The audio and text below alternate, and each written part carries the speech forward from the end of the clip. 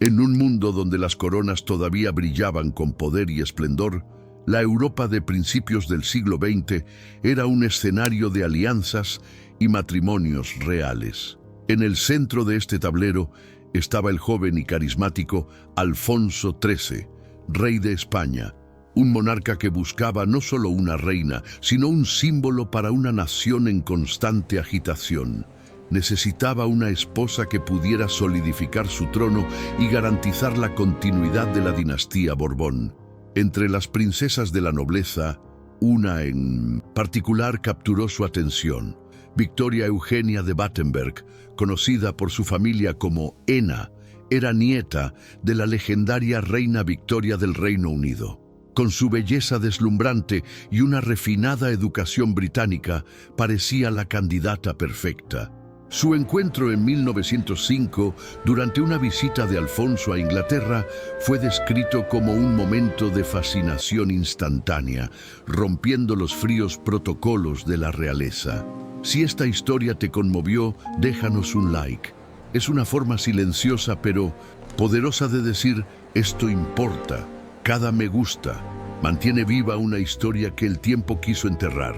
Haz clic en el corazón si sientes que esta historia no debe quedar en el olvido. Alfonso XIII, en contra de la voluntad de su madre y de parte de la corte española que prefería una novia católica de nacimiento, estaba decidido. Eligió a Ena.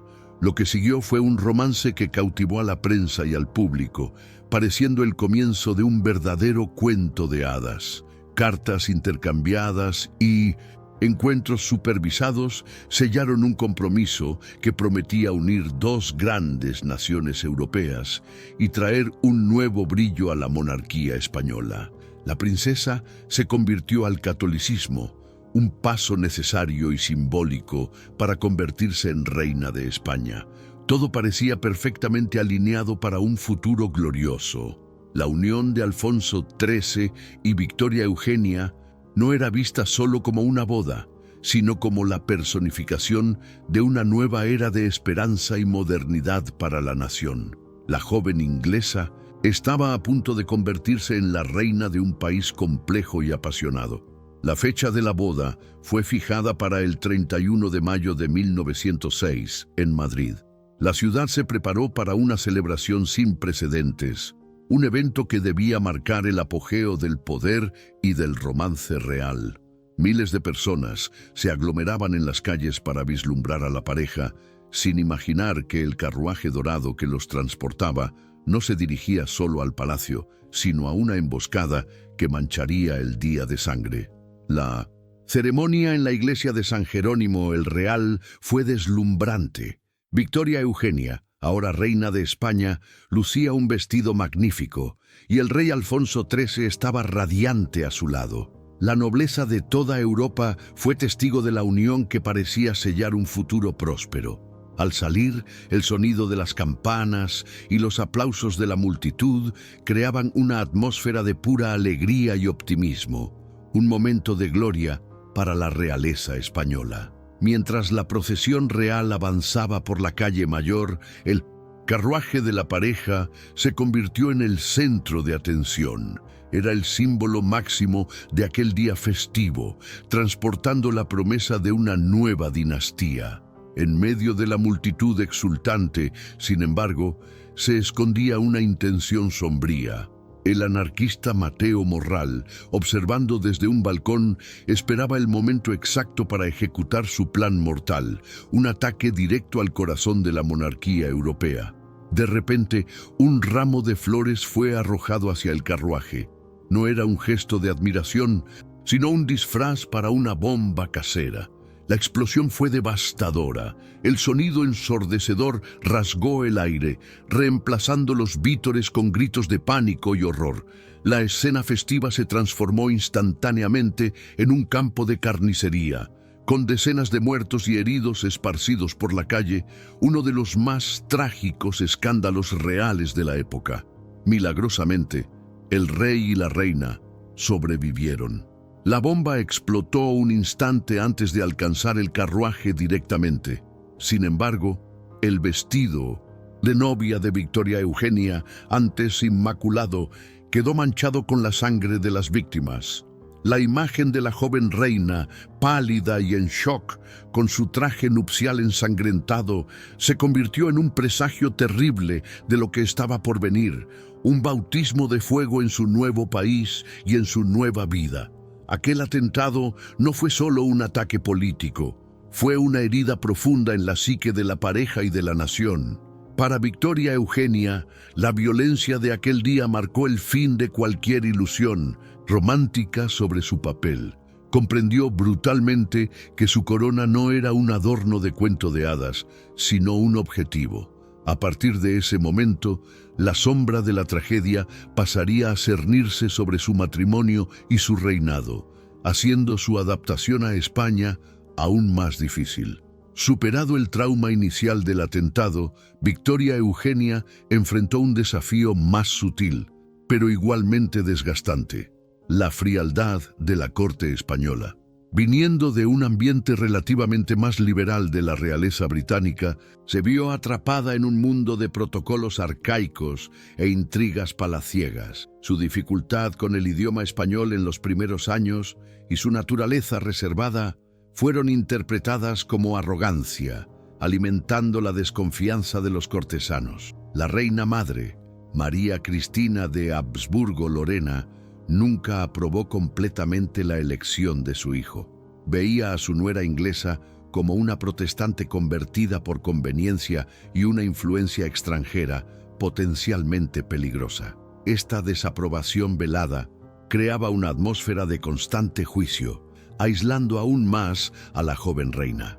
Victoria Eugenia era una pieza exótica en un rompecabezas que no quería encajar, un detalle disonante en la rígida historia de España. Sus esfuerzos por modernizar ciertas costumbres, como introducir la práctica de deportes, como el tenis, y promover eventos de caridad más abiertos, eran vistos con sospecha. La aristocracia española, apegada a sus tradiciones seculares, se resistía a cualquier cambio propuesto por la inglesa. Cada gesto suyo era escrutado, cada palabra analizada, convirtiendo su vida en el Palacio Real de Madrid en una existencia solitaria y vigilada, lejos del calor familiar que había conocido. A pesar de su belleza y elegancia que encantaban al pueblo, dentro de los muros del palacio ella luchaba por encontrar su lugar.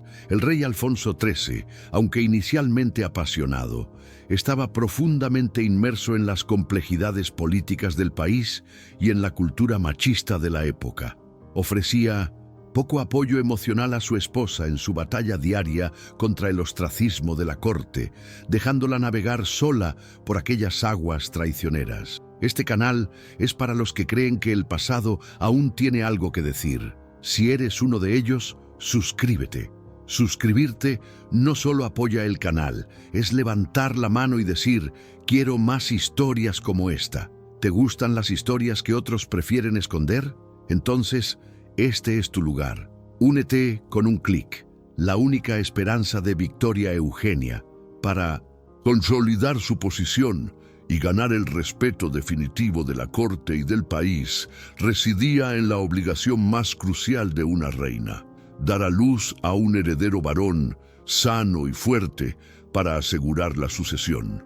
La llegada de un príncipe era vista como la clave para su aceptación, el evento que finalmente la transformaría de una extranjera en una verdadera madre de la patria española. La ansiedad de la nación terminó el 10 de mayo de 1907, con el nacimiento del primer hijo de la pareja, Alfonso, nombrado príncipe de Asturias y heredero al trono. La alegría se apoderó de España. Sonaron cañones, se organizaron fiestas y la popularidad de la reina Victoria Eugenia alcanzó su punto álgido. Había cumplido con su deber fundamental y parecía que, finalmente, su lugar en la historia de España estaba asegurado y su matrimonio fortalecido. Sin embargo, la celebración fue trágicamente breve. Pocos días después del nacimiento, durante la circuncisión del pequeño príncipe, un procedimiento rutinario, la hemorragia no cesaba.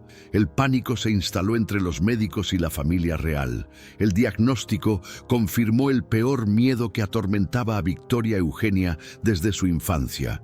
Era portadora del gen de la hemofilia, la enfermedad real que su abuela, la reina Victoria, había esparcido por las cortes de Europa. La hemofilia es una enfermedad genética que impide la coagulación adecuada de la sangre, transformando el menor corte en una emergencia potencialmente fatal. La enfermedad es transmitida por las mujeres, pero afecta casi exclusivamente a los hombres. La reina conocía el riesgo, un secreto que atormentaba su linaje, pero la esperanza de que sus hijos se salvaran había enmascarado la terrible posibilidad. Ahora, la maldición estaba confirmada en la sangre del heredero de España. Para el rey Alfonso XIII, la noticia fue más que una tragedia personal. Fue una catástrofe dinástica y una humillación pública. Se sintió traicionado, como si su esposa hubiera contaminado conscientemente el linaje de los Borbones. Su reacción fue inmediata y cruel. Nunca la perdonó. El amor y la admiración que sentía por ella se transformaron en un resentimiento frío y profundo, marcando el inicio del fin de su relación. A partir de ese momento, un abismo se abrió entre el rey y la reina. La enfermedad del hijo se convirtió en un arma que Alfonso usaba contra ella, culpándola abiertamente por la fragilidad del heredero. La maldición que corría por las venas del príncipe no solo sentenció al niño a una vida de sufrimiento, sino que también envenenó irremediablemente el corazón del matrimonio real, transformando el palacio en un hogar de dolor y acusación silenciosa. La confirmación de la hemofilia en el heredero al trono no fue un evento aislado. Fue el epicentro de un terremoto que sacudió los cimientos del matrimonio de Alfonso y Victoria Eugenia. El rey, un hombre que valoraba la fuerza física y la virilidad, veía la condición de su hijo como una debilidad insoportable, un reflejo negativo de su propio reinado. Se distanció emocionalmente no solo de su esposa, sino también del pequeño príncipe enfermo. El trato de Alfonso XIII hacia la reina se volvió públicamente frío y distante. La culpaba directamente y esa acusación, aunque a menudo no verbalizada, resonaba por los pasillos del palacio. La intimidad de la pareja desapareció, reemplazada por una formalidad gélida. El matrimonio que había comenzado con la promesa de un gran amor se transformó en un arreglo dinástico, mantenido solo por la apariencia y el deber hacia la corona de la monarquía europea. Victoria Eugenia se sumió en un profundo estado de culpa y tristeza. Se dedicó incansablemente al cuidado de su hijo, buscando los mejores tratamientos médicos disponibles en la época e intentando proporcionarle una infancia lo más normal posible. Esta dedicación maternal, sin embargo, solo la aislaba aún más, pues le recordaba constantemente la fuente del desprecio de su marido y la fragilidad de su posición en la compleja historia de España. La tragedia se repetiría. El nacimiento de su último hijo, Gonzalo, en 1914, también trajo el diagnóstico de hemofilia, reabriendo la herida que nunca había cicatrizado. Para Alfonso, esto fue la confirmación final del fallo de su esposa.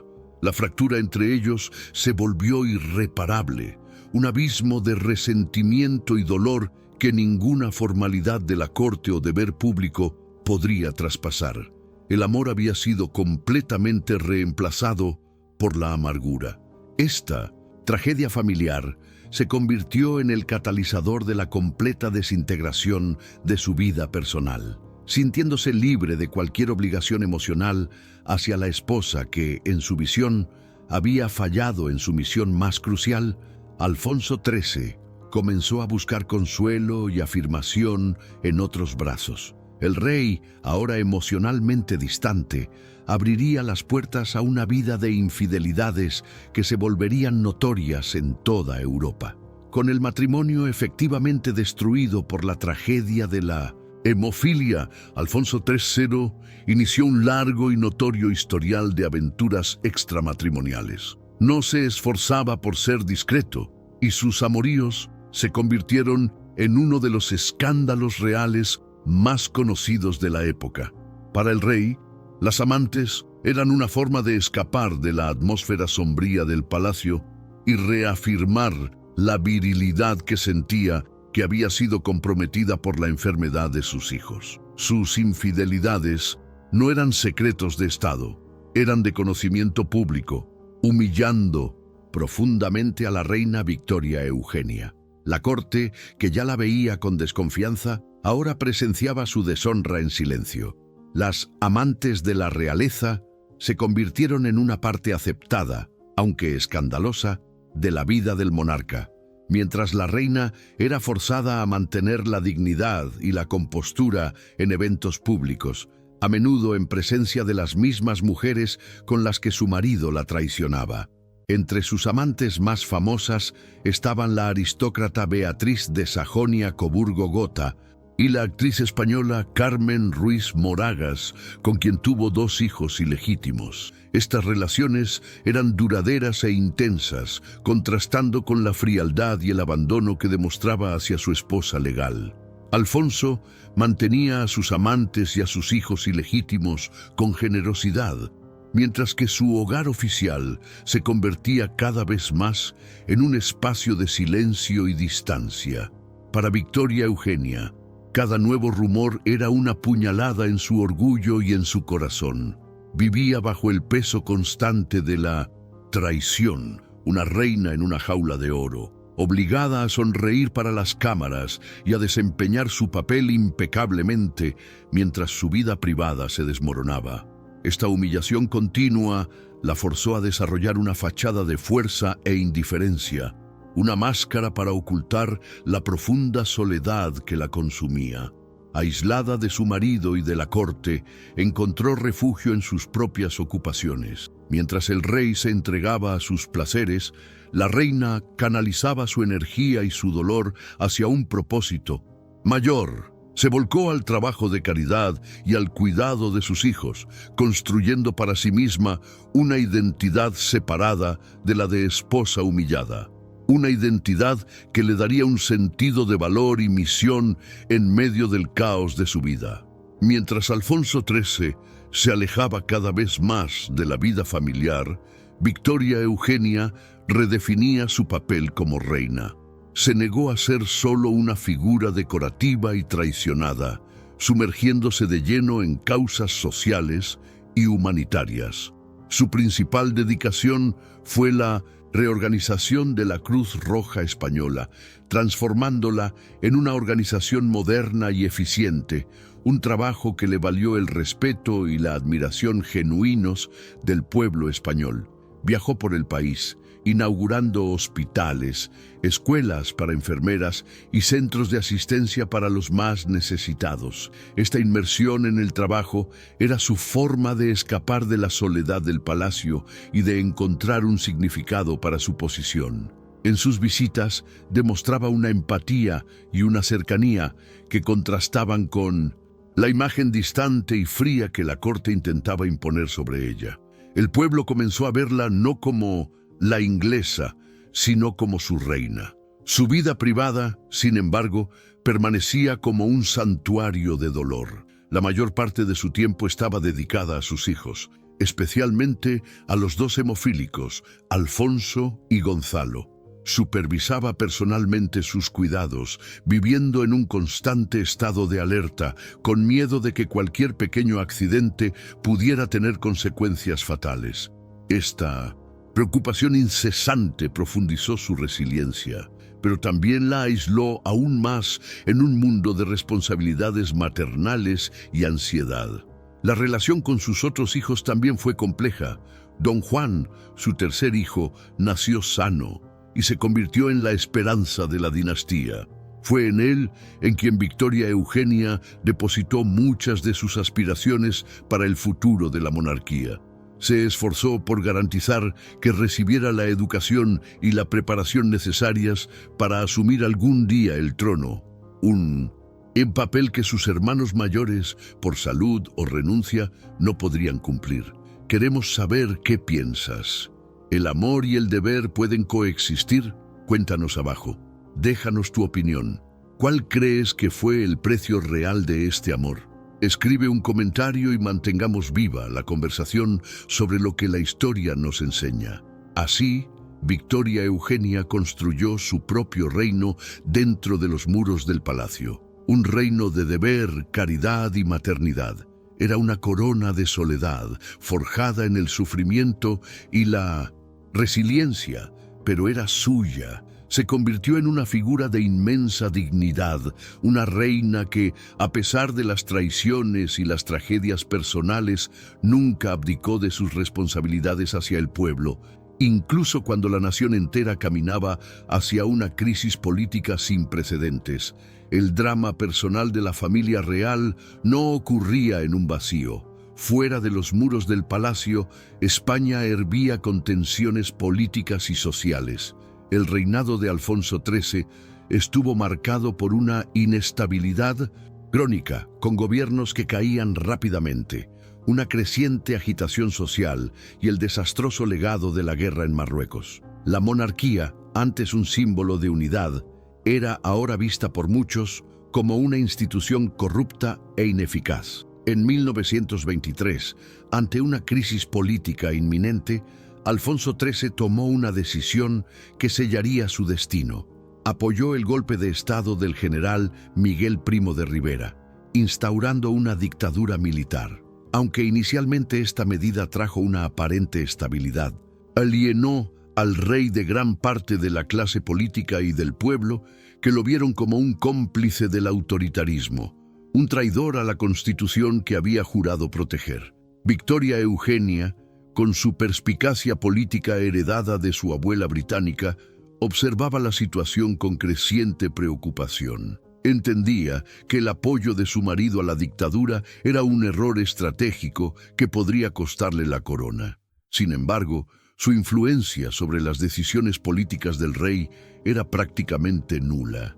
Era una consejera sin voz, una espectadora impotente, mientras el trono de la realeza española se hundía lentamente en las arenas movedizas de la crisis. La Gran Depresión de 1929 agravó aún más la situación, llevando a un desempleo masivo y a una radicalización política. El descontento con la dictadura y por asociación con la monarquía se volvió insostenible. Si te interesa cómo los dramas personales de la realeza se entrelazan con grandes eventos históricos, no olvides suscribirte al canal para más historias como esta. La caída de Primo de Rivera en 1930 dejó al rey completamente expuesto. Las elecciones municipales de abril de 1931 fueron concebidas como una prueba de popularidad para el régimen. El resultado fue un repudio abrumador a la monarquía en las grandes ciudades. Quedó claro que el pueblo español ya no quería un rey. El peso de la historia de España estaba a punto de aplastar la corona de Alfonso XIII, forzando a la familia real a tomar una decisión dramática que cambiaría sus vidas para siempre. En el centro de la tormenta política estaban los hijos de la pareja real, cada uno cargando el peso de un matrimonio fracturado y de una herencia genética trágica. El primogénito, Alfonso, príncipe de Asturias, era un joven atormentado por su frágil salud. Su hemofilia le impedía llevar una vida normal y, sabiendo que nunca podría reinar efectivamente, renunció a sus derechos al trono en 1933 para casarse con una plebeya, muriendo trágicamente en un accidente de coche en 1938. Jaime, el segundo hijo, era sordo desde la infancia, una condición que también lo excluyó de la línea de sucesión. Fue presionado por su padre para que renunciara a sus derechos, un acto que más tarde intentaría revertir, causando más conflictos dentro de la ya dividida familia.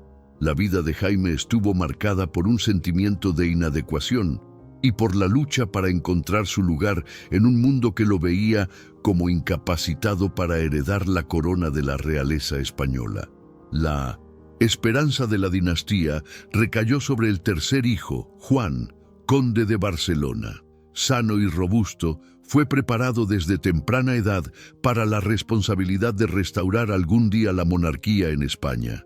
Victoria Eugenia veía en Juan la oportunidad de redención para la familia, la continuación del linaje que ella, irónicamente, había puesto en riesgo. Se convirtió en el jefe de la Casa Real en el exilio tras la muerte de su padre y padre del futuro rey Juan Carlos I. Las dos hijas, Beatriz y María Cristina, también enfrentaron sus propios desafíos. Se casaron con miembros de la nobleza italiana y vivieron lejos del epicentro de la crisis española, pero llevaban consigo la preocupación de ser portadoras del gen de la hemofilia, un miedo que influyó en sus propias decisiones sobre la maternidad. Eran testigos silenciosos del dolor que había separado a sus padres y definido la trayectoria de sus vidas. El último hijo, Gonzalo, también hemofílico, compartía el destino trágico de su hermano mayor.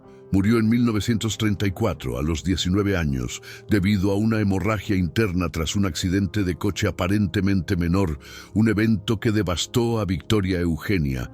Los hijos eran el legado vivo de un amor deshecho, cada uno una pieza en un mosaico de dolor, deber y la lucha incesante por la supervivencia de una dinastía al borde del colapso. ¿Conoces a alguien que debería escuchar esta historia? Compártela. A veces, una historia llega justo cuando alguien la necesita.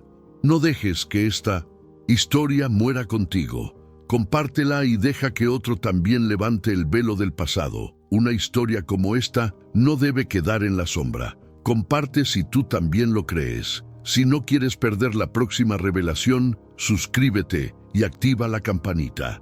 Hay más secretos esperando ser contados. Hay historias que aún dormitan bajo el polvo del tiempo. Para descubrirlas juntos, suscríbete ahora. Con la victoria abrumadora de los partidos republicanos en las elecciones de 1931, la presión sobre Alfonso XIII se volvió insoportable. Aunque todavía contaba con el apoyo de parte del ejército, el rey se dio cuenta de que cualquier intento de resistir podría sumir a España en una sangrienta guerra civil. Enfrentado a la elección entre luchar por su corona y salvar a su país de más derramamiento de sangre, optó por dejar el trono, aunque nunca abdicó formalmente.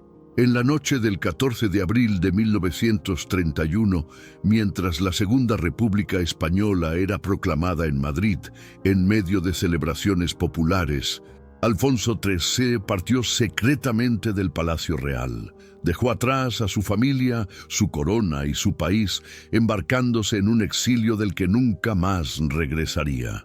Su partida fue melancólica, el fin de un reinado que había comenzado con tanto esplendor y ahora terminaba en un silencio amargo, un capítulo crucial en la historia de España. Victoria Eugenia y sus hijos abandonaron España al día siguiente, enfrentando a una multitud hostil en su partida.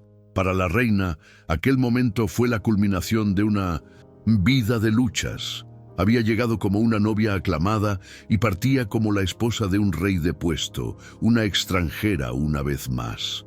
El exilio no era solo una pérdida política, era la disolución final de su hogar y de la tenue estructura que aún mantenía unida a su familia.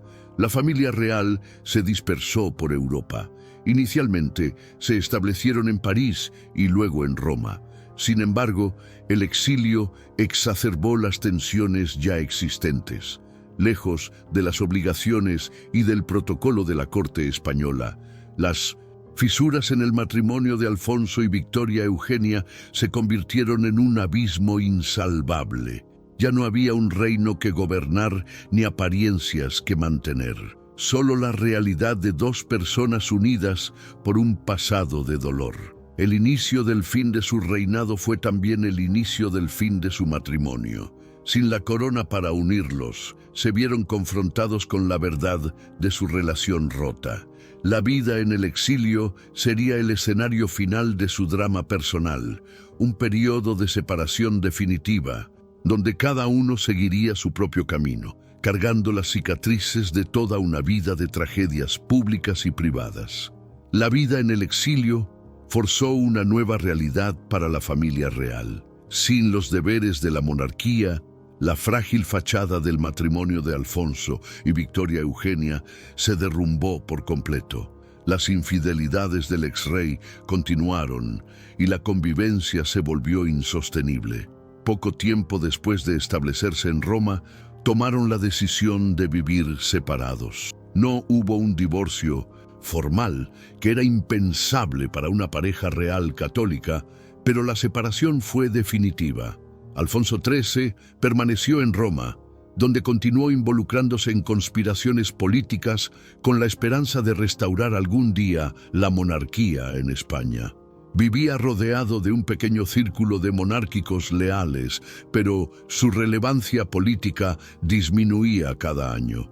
Su vida se convirtió en una sombra de su antiguo poder, marcada por la nostalgia y por relaciones con otras mujeres, lejos de la familia que había liderado y de muchas maneras roto.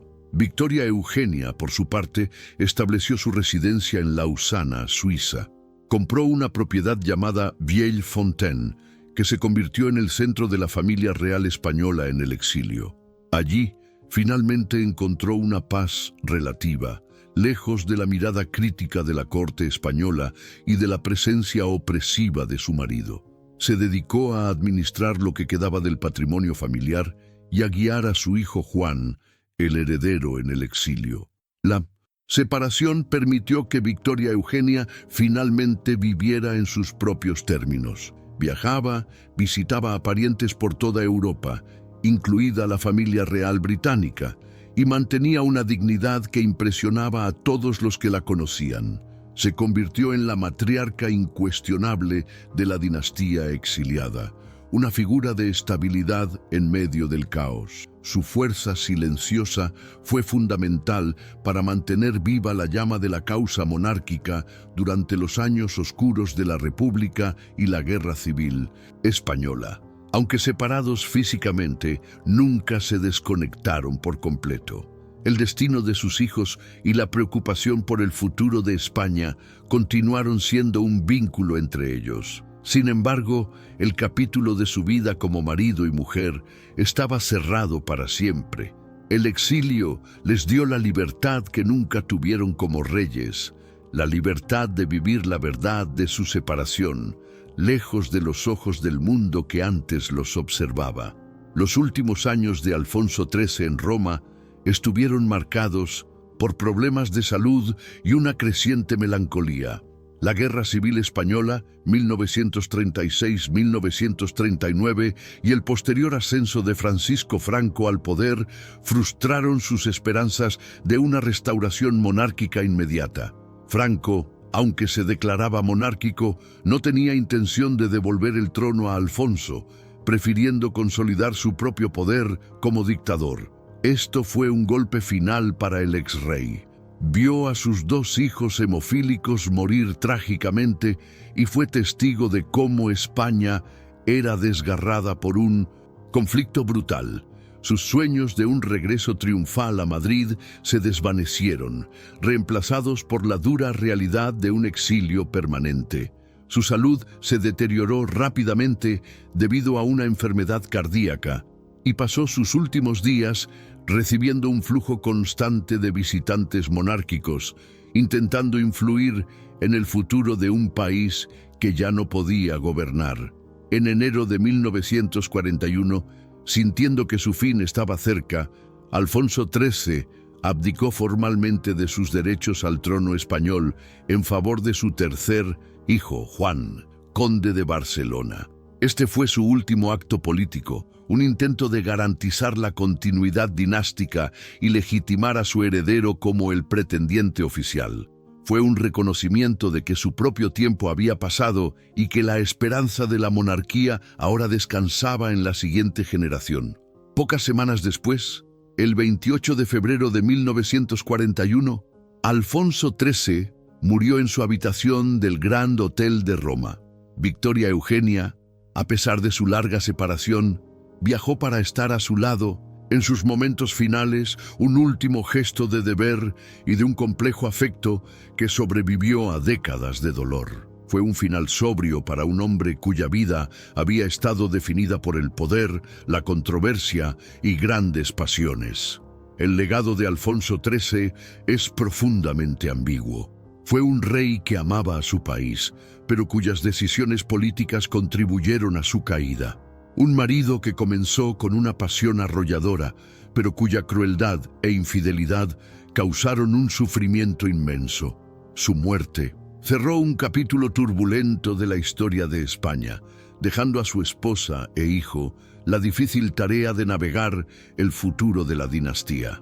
Tras la muerte de Alfonso XIII, Victoria Eugenia inició un largo periodo de viudez que duraría casi 3 décadas. Libre de las complejidades de su relación con el rey, se consolidó como la figura central y la matriarca de la familia real en el exilio. Su residencia en Suiza se convirtió en un punto de encuentro para sus hijos y nietos, un refugio que mantenía viva la identidad y las tradiciones de la realeza española, incluso lejos de su tierra natal.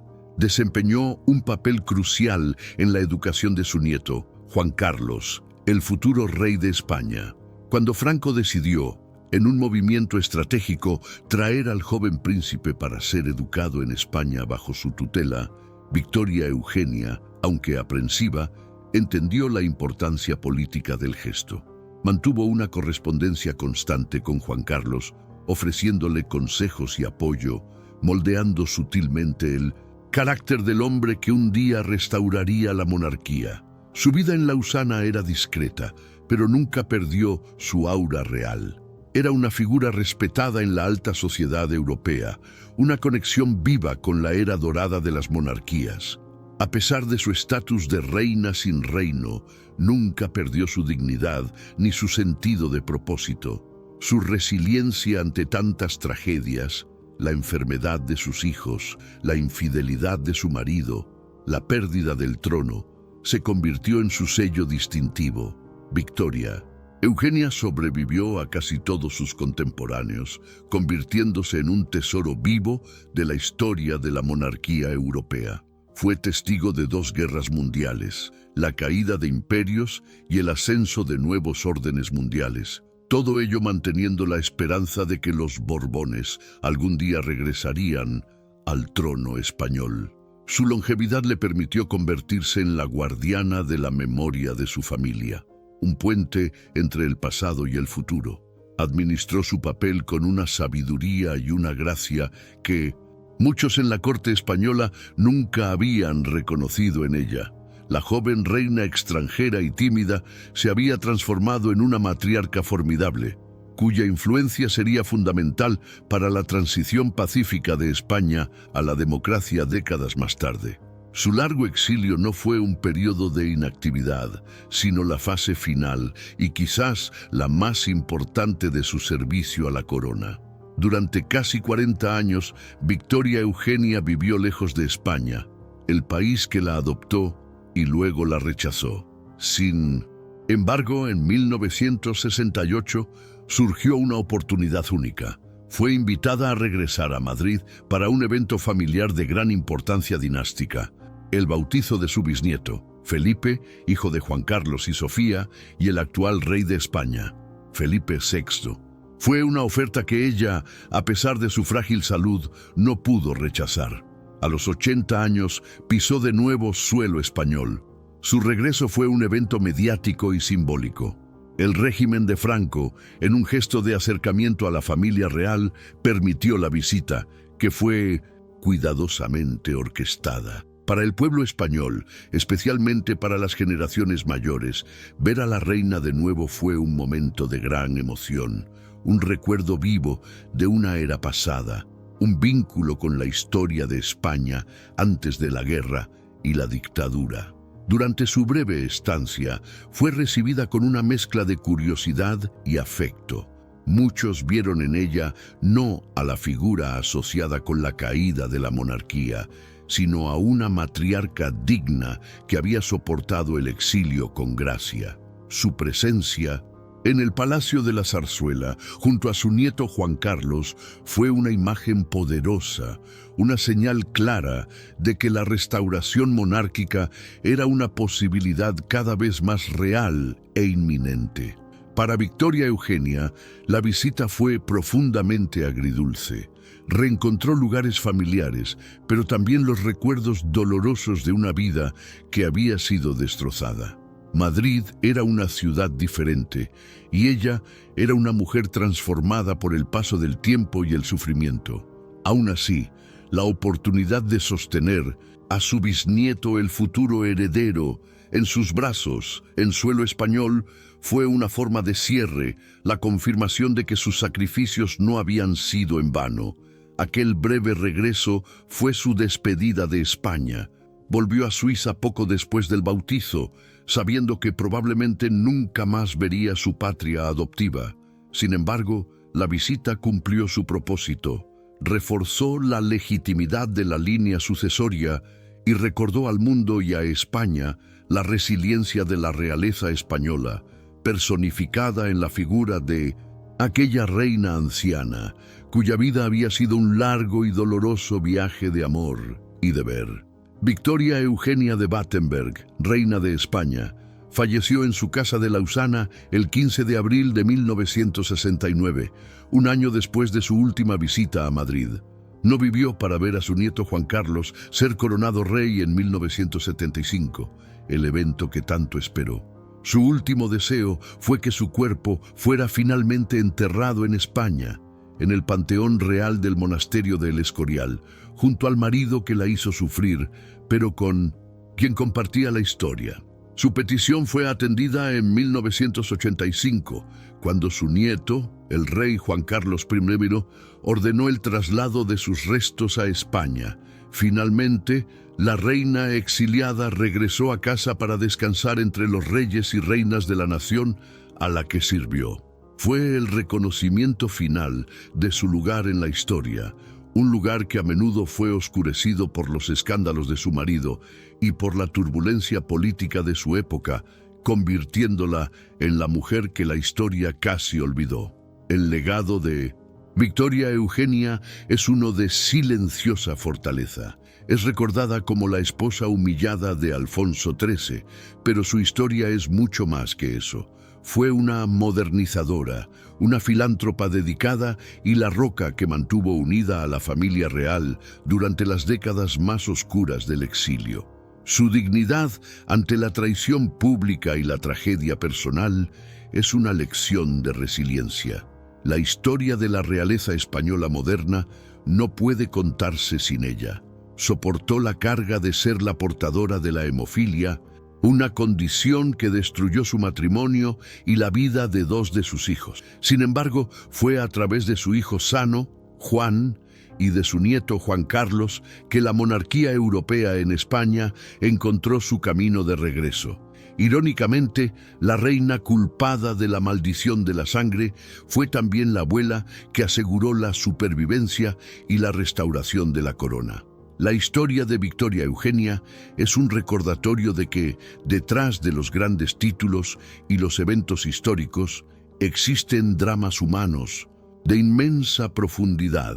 Si te ha gustado descubrir la verdad detrás de esta fascinante figura real, comparte este vídeo y comenta qué otra historia oculta de la realeza te gustaría ver. La reina olvidada merece ser recordada no por sus dolores, sino por su fuerza inquebrantable.